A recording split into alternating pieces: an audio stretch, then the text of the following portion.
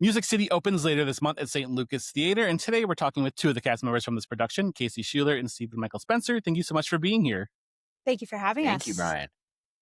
So you're about currently 2 weeks out from previews. Casey, how are we feeling so far? I am feeling so excited, so ready to start. I feel like we've been working on this for so long that this has just felt like a long time coming, so it almost doesn't feel real, but I'm very excited. About how long have you been working on it? How long has that process been?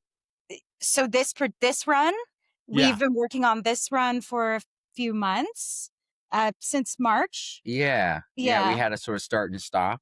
But then together, Stephen and I have been working on this for 3 years. Around? Yeah. 2.5, 3 summers ago. Yeah. We had our first workshop, and then I was late. This play has been in process for the last decade. The playwright and the songwriter have known each other for a long time and have been developing this. They had one full run in Fayetteville, North Carolina, and then you guys did a run of it, or like a short run of it at in 2021, right? Yeah. And then I joined late, the sort of last edition, and so this company has been together since last 2 seasons ago. Yeah. Sure. Yes. Long-winded. Yes, that's the one.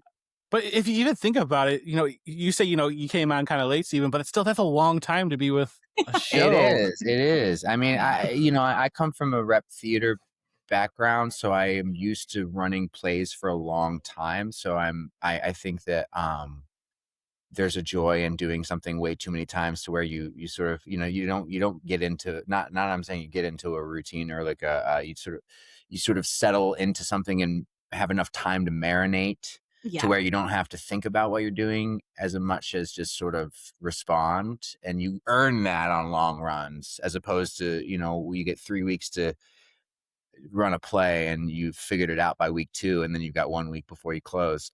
We have played this play many, many times and in many different spaces now. And so now at this point in time, as of today, we've rehearsed this play in like 5 different locations. Yeah. Oh, wow. And every time we've gone to rehearse it, like something has shifted a little bit as far as like a platform being in a different place. And so it's fun. Like, we know this play intimately well. Like, we've done it, we've played it to success. We know it, we love it, we know what works. And now we're having this opportunity to sort of shift things around, and even just moving one platform 3 feet to the right has like, oh wait, but now I'm understanding the play so differently. And that's just a joy of getting to remount something that we love and that worked. And we get a chance to sort of say, okay, that worked. What else might? It's kind of like, when somebody goes into your house and they move a piece of it, and you're just like, that it's not right. Because you've just done it for so long. Exactly. It's like that. Yeah, exactly. Yeah. And like, it's like everything in my body knows it should be there because that's what it's always been. Oh, the muscle memory has been the hardest part of this, for sure. Right. This particular one. Yeah. Which would make sense, because it sounds like you've lived these characters, you lived this story, but like you've inhabited this world for so long that naturally that's when it takes over. You're just like, oh, I'm supposed to walk here, and then you stub your toe or something, it's like, wait, what happened? And, and I'll speak a little bit to, like, I think Eric Tucker's direction and, how he works as a creator is really freeing for actors, because, we get to make our own rules. And so we've been able to sort of put aside second guessing or judging kind of weird off the beaten path choices, and Eric sort of gives us that bravery, because I don't know if you're familiar with any of Bedlam's work, but they do a lot of reconfiguring and re-envisioning classic work. And so this obviously isn't a classic piece of theater, and it's a musical, which Casey is a musical theater actor. Yes. I am not. I'm a fraud. I am a You're imposter. Not a fraud. But I play music, and we're all, most people in this play are connected to music in a way in their life. But and I don't think Eric is I don't consider himself a musical theater person. So like we're there's a lot of different eyes on this. We have a choreographer who is exceptionally gifted at musical theater choreography, and then we have a director who is a classical theater, actor director. We've got musicians that are playing actors. We have actors that are pretending to be musicians, and Shakespearean. And so, like, I think we're all speaking a lot of different languages, and so we have this really cool new style of musical that feels like, to me, you probably feel differently, but like I play with music, I play with a shit ton of music. But it still It does feel that feels, way. it feels like a story, that music is a character in it. Mm-hmm. And like that to me is why I keep coming back to this thing, is it matches something that I feel in myself as an artist, musician, actor, Right. writer, whatever it is.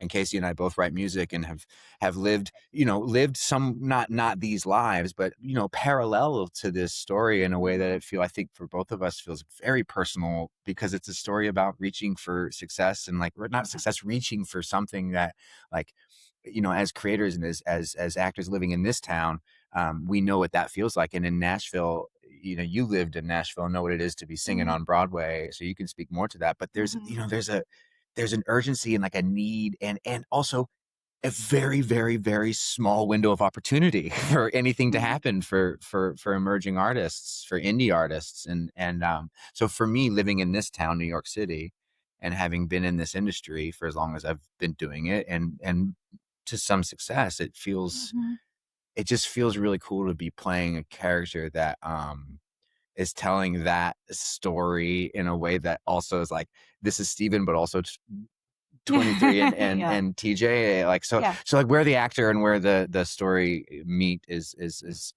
sort of, I think what makes this thing Blended. work really work seamlessly and easy. It's like easy.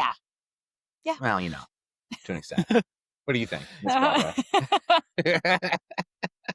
I mean, I agree. I mean, you said it so well. That's exactly what it is. It's all very blended. It's hard to see where it ends and begins, which I think is what makes art so cool.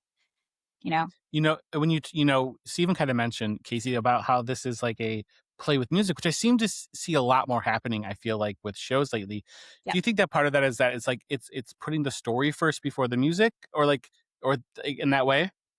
Yeah, I think what makes it, because technically, you know, if you see any like critique of the show, they say it's a musical. So technically it's a musical. Yeah. But I think what makes it very different, coming from a musical theater background and, you know, doing a few musicals, I feel like with a musical, everything, most of the time, not all the time, surrounds around when's the next big song going to happen? When's the 11 o'clock number? When's the big showstopper? When's the tap number? When's this and that? I feel like with this one, it's very much the opposite, where a song comes out of a moment. That's hard to explain, but yeah, well, yeah, no, totally, because I think it's true to the, it's like it's a singer songwriter musical. Yeah. So it's like you know, I think, what do they say, like a musical, like they talk until they simply can't, they must sing, because they're, you know, and I think that when that works in musicals, it works really, really well, and it's beautiful. And the thing that I think works so good about this is that it's a story about people that write music.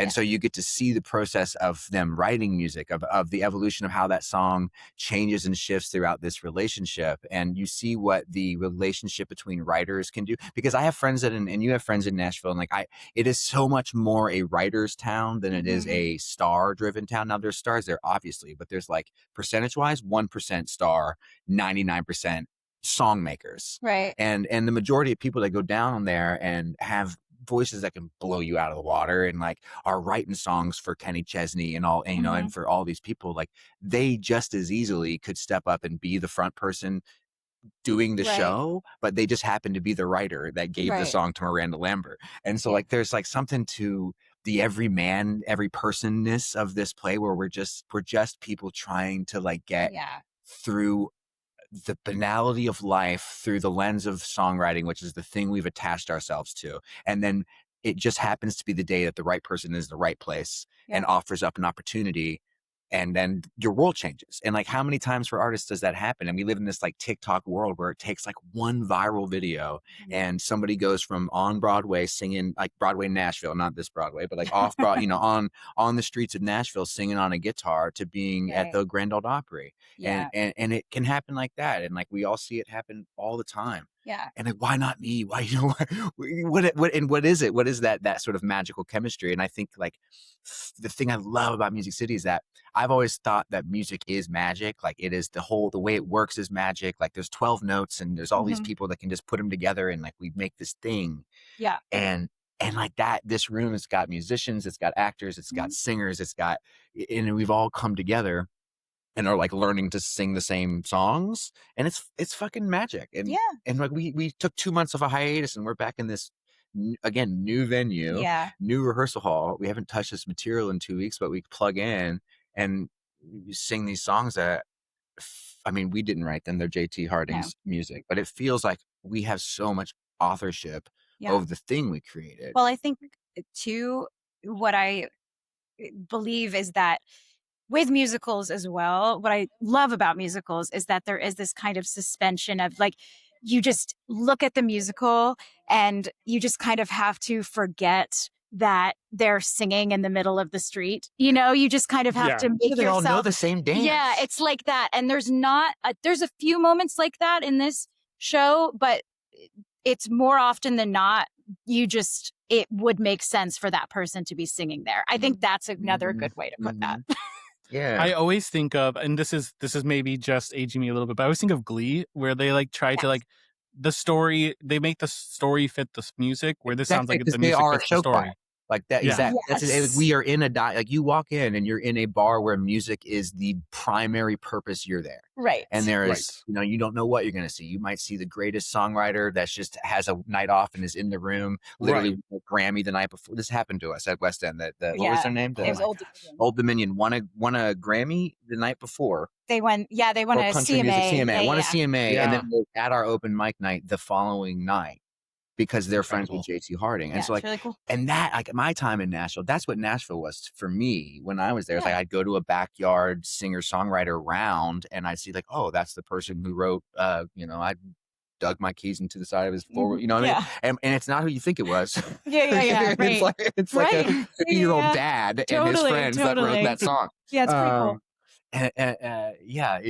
So pretty cool. Yeah, I've spent my entire career as an actor playing guitar in plays, and they're always like, there's like that one moment where the character comes in with the guitar and like, great, okay, they're the musical character. It's often Shakespeare plays, whatever it is, and it always feels like, it's not gimmicky, but it just always feels like a thing that's sort of. I am a guy that can play guitar, so I have to do it in plays all the time. It's one of my good. It's a good thing, and it's also like, oh god, I guess I'm gonna have to play guitar. Yeah, this thing is like special skill. But like the first time I've ever done a piece of theater that like I get to use both sides of my creative brain. Because even when I'm playing guitars in Shakespeare plays or whatever, it's not this. It's not folky 4 chords of the truth. Feels like the guitar is an extension of you. Totally. And in this character, like he has a guitar all the time. And Stephen, Michael Spencer, all three of us, like that's me. Like I get to do the thing that I do when I'm not acting, right? But like with a little bit of acting. Yeah. And the music. Did that make sense? And this is too that I'll say. I understood it.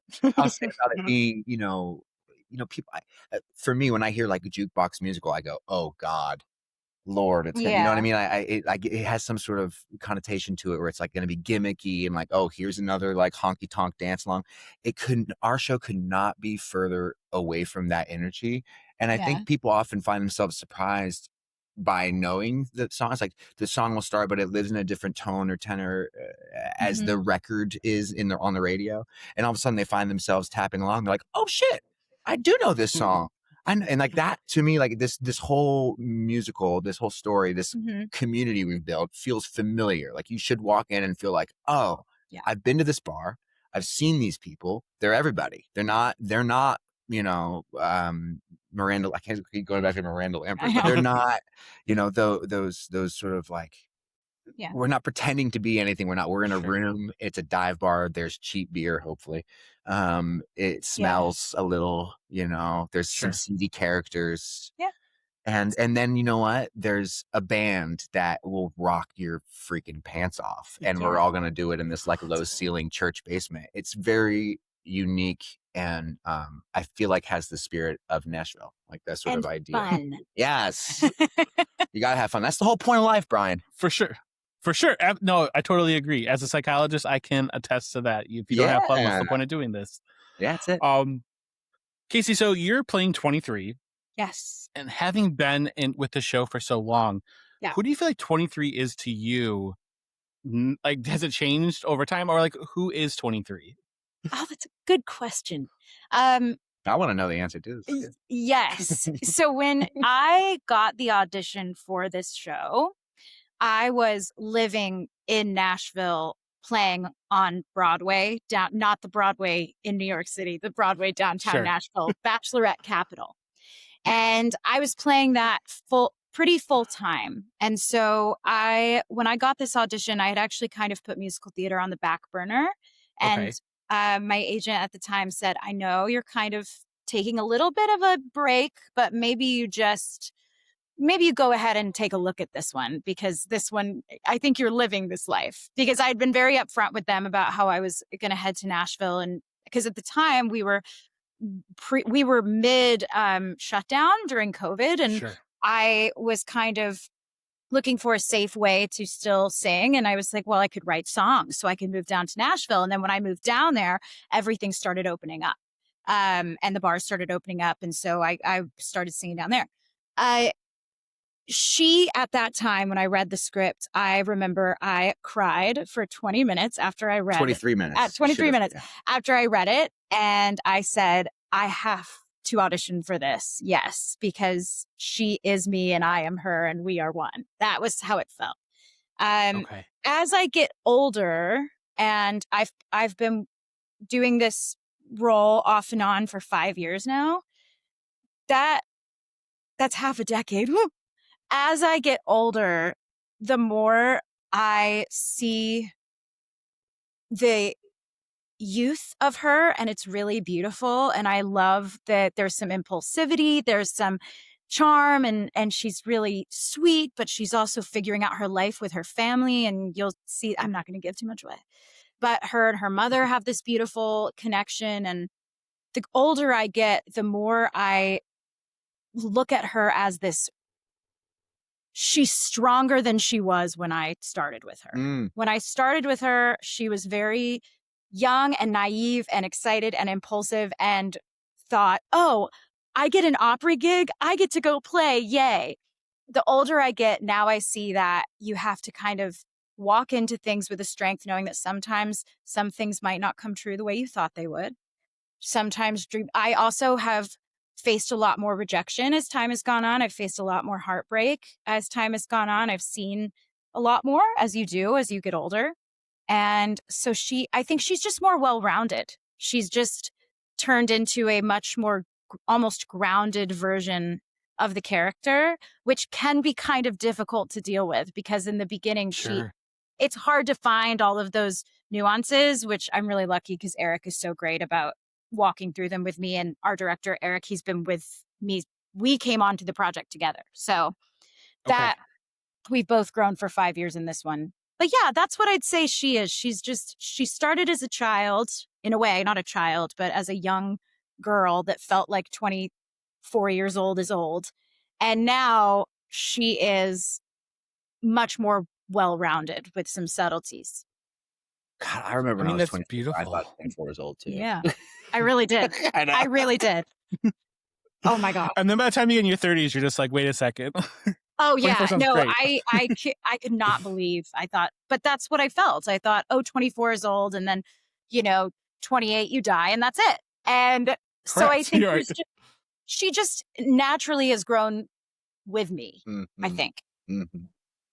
Yeah. It's cool though. Again, like, having lived with this role for so long, that there's so much to her that's like not written in the script that you get to find like that. Like it's going to mature when you kind of have a different view. You said 5 years. That's a long time to look back and be like, wow, optimistic to maybe a little more realistic. Yeah. We're going to age out of these parts if we don't get going here. Gone through some Botox, no. And Steven, you're playing TJ. Yes. So what do you feel like, same question, I guess, is how do you feel he's changed with you over time? Or what do you feel like who he is as a character or as a person? Yeah. I mean, I think you kind of can't get away from it. It's like Casey's saying, I think that just because we have had the opportunity to be with it, and it already has had this life that we had a full, 4 weeks of rehearsal and then ran it for 4 or 5 months. And inside of runs like that, you can't help but continue to learn. If you're doing it the right way, you're learning every time you do it, and you're continuing. The play is getting deeper, and you're discovering more. I mean, I think and then you take a pause and you leave it. And like when we left this play, when we closed at the West End Theater, it ended, and I sort of like felt it slip out of my hands a little bit. I was like, oh God, it's gone. Where did it go? I wasn't done yet. And taking that year off, and then somewhere in the like 7-month area, it was like, oh, hey, this might come back. And so you start thinking again, and you start laying in bed at night being like, oh yeah, that play, that guy. And I go think about him again. And like you're saying, it's like, Stephen, am in a very different place now than I was when we started the whole thing, across the board, like where I feel like I fit in my own personal life, where I feel like I fit in New York, where I am with my family, where I am with my own music. Because my relationship to my music has shifted in the time that I've done this play since we started. So like all of that stuff is changing. And so then you think, oh, great, I get to come back to this play again. And so it has to be us. Like and Eric doesn't have any tolerance for like us bringing in anything that's not like, like, what do you like, just do it, like, be the thing. Let's do the thing we're doing. And so like this is, one of the easier on stage chemistry, I guess, chemistry relationships that I've ever had with anybody, because I think we are just sort of greeting the people as we are, as Casey and Steven are. So I feel like as I have this gift now to come back to it, I know the things that Steven is working on as a human being, and I know how I want that to reflect into TJ. And I think, to be specific for me, it's like stillness, because I'm 125% pretty much all the time. And like, while that does serve my Many work, it does, purposes. and it does serve my work. But there's something about, because the thing that these two characters do for each other in the play is unlock each other's potential. And so there's like these two people on this course alone, and then once they come together and figure out, oh, like you lift me here, I lift you here, they just, iron sharpens iron. And so like I think that like stepping away from the entire thing as a whole, is I can see that the entirety of that picture more. So I want to be more intentional about the TJ that begins the play and the TJ that ends the play, as opposed to, I think you have a lot of things like, not to give too much away, but like, you went away a kid and came back a man. It's like very stereotypical sort of like young kid. Yeah. But like there is something having come back to this play again, I want to feel that. Yeah. By the end of the play. So like that's been I think the difference is we have the luxury of all this time and all this marination period. And now we're back in the thing, and we know the music, and we know, we know the play. And so now we get to go a little deeper. And that for me is the journey. So I want to leave the play in a different place than I start the play. Yeah. So Casey, Steven was kind of talking about the connection between 23 and TJ. Why do you think these two characters connect so quickly at Music City? I think there are a few reasons, but I think the biggest reason is 23 is so, in a way, grounded from the beginning. I think that so much has been taken from her, and that's giving, again, we're not going to give too much away. Sure. But so much has been taken from her, and she's seen so much heartbreak already as a young person, that I think she just kind of comes into every situation with this calmness of what else could go wrong, in a sense. Sure. And I think there's this, even though TJ has been through so much as well, I think there's this almost boyish charm that honestly Steven brings to it that I is kind of new, but it's really fun. And TJ is so boyish and fun and exciting, and she is so she's taking on the world, and so I think the two of them, he kind of helps her in a way have more fun, and she helps him in a way ground and get things done. So I think that's kind of where the two, and then what's really sweet about it is at some point 23 finds out that, oh, you're not just a kid, you have these real world issues and things that are going on, and she realizes that she can have fun too, because he is, and he's been through a lot as well. I think that's like the biggest connection. And you can really, I feel like in real life, you can read in people when they have kind of been through the same things you've been through, or they can kind of pick up something that you drop, you know? Yeah. And just to jump on that, and this is such a helpful conversation for us to be having as we I know, rehearse as we walk play. into rehearsing. But there's an element of like consequence, like choices having consequences that I think TJ hasn't had to deal with in his life as much. Like I could, TJ could fuck up, and it doesn't put somebody else out. No one's relying really on TJ. There's my brother in the play, TJ and Drew are a unit, and they survived from each other, kept each other alive for their lives. And that's his unit. But I think the thing that TJ gains most from 23, outside of like, wow, we're going to be famous songwriters because we can't not write bops together.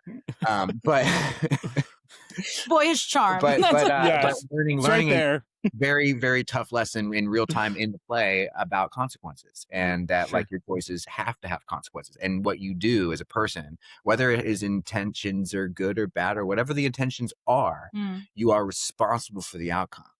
And that is a lesson that I think TJ has to learn in the play in order to make amends for something. It's like whatever. Keep it there. Yeah. We'll keep it at amends. And because it's not all sunshine and daisies in a country musical. It's got to have some for sure. Do you think that these two characters are like changing each other? Or do you feel like they're helping each other become who they already are? I think that I at least will speak for TJ because I advocate for him.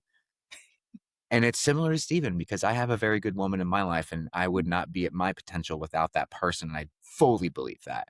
That I don't think that TJ, we all have this ceiling, and I don't think TJ would even come close to reaching his ceiling without the support of 23 and the support of his brother in the play as well. I think that the two dudes in the play are very much so the lost boys. Sure. And when we get the what is her name, Wendy?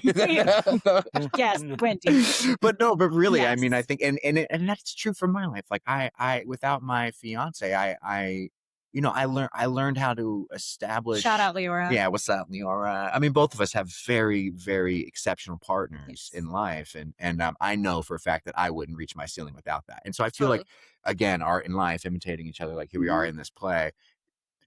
I think that TJ would stay at the Wicked Tickle, which is the name of our bar on the east side of Nashville. He would stay in that bar, and he'd be playing the same set until he was in his 50s, and then he'd probably develop a drinking issue, and then continue writing songs that no one would really hear outside of the Wicked Tickle, and that would be the end of life. And like that's fine, but the ceiling is very high for these people, and I think that he wouldn't reach it without 23. Yeah. I think they help each other become who they, and in a way, become who they should be. Perfect. Then one final question for you, because I know you have to get to rehearsal, but with there being the kind of blend of like some darker aspects, with also finding the light in the story, what do you think that Music City ultimately says about hope? Loaded. Just say what that one. Sorry, listen, sometimes that psychology degree still just comes out. I was going to say, I can tell. The difference between psychology and acting, fine line. Yeah, right. Very fine line. True. That's why that's why I do this, at the same time. Yeah, exactly. I will say, I think sometimes when things feel dark and hopeless, it is really easy to just succumb to that darkness. It's easy. Misery loves company. That's one of my favorite. It is very easy to just enjoy being a little sad and to let yourself just kind of feel that hopelessness. And I think there's this really beautiful message. There's a lot of messages in Music City, but I think one of the most beautiful messages is we can't reach hope, true hope, without community and good people around you. And that is something that Music City pushes, I think. And sometimes when it's really easy to succumb to that dark place, having people that can help you come out of it in this show, a band, a really cool band, having these people help you come out of that dark place, I think that helps you reach hope. Yeah, I think I'd Incredible say answer. similarly. I think I'd say like without community, there isn't hope. Yeah. I think I think we have to have it's what we do, right? Like, as actors, we like, or as any theater maker, we have a theater, we have a church, we have a steeple, the arch, the proscenium, we have a congregation, the audience, we have a message, the story. But at the end of the day, like that all ends, and like we, the people, put on our regular clothes and walk out onto the streets and live our lives. But when what you walk out to is community to the people. And so like I Right. think that the play has this really like the kernel of hope and light is the people. And I think that's a testament of like the thing we're doing, because like here we are it's been a crazy process getting to where we are here. And like there's been days where it's felt like, oh, this isn't, like the hope has been hard for us as a company of actors, that having to lose a space and gain another one, which talk about putting your hope in like your faith into something that, like, we lost a space that we thought was perfect and gained a far more perfect space for us, like that. One door opens, one closes, or one closes, three open, or whatever they say. Yeah. But yeah, I think that like it's the people. Yeah, it's Yeah. the community. Well, perfect. Thank you so much for you two for being here. It's been such a pleasure talking with you. And we are Thank you, so excited Brian. for the show. Yay! We can't wait. And you come and sing an open mic song for us, because we have an Oh, open mic. Every show starts with a real listen. live. You don't wanna hear me sing.